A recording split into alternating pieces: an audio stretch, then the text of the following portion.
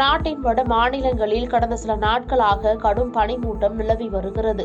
குறிப்பாக டெல்லியில் கடும் பனிமூட்டம் நிலவி வருகிறது. இதனால் வாகன ஓட்டிகள் மிகுந்த அவதிக்குள்ளாகியுள்ளனர். கடும் பனிமூட்டத்தால் சாலையின் முன்னே செல்லும் வாகனங்கள் தெரியாததால் முகப்பு விளக்குகளை எரியவிட்டபடி வாகன ஓட்டிகள் பயணிக்கின்றனர்.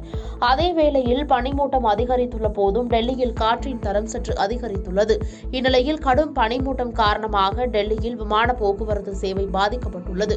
ஓடுதளம் தெரியாத வகையில் பனிமூட்டம் இருப்பதால் விமான சேவை பாதிக்கப்பட்டுள்ளதன் காரணமாக பல்வேறு விமானங்கள் அருகில் உள்ள நகரங்களுக்கு திருப்பிவிடப்பட்டுள்ள நிலையில் பல விமானங்கள் ரத்து செய்யப்பட்டுள்ளன.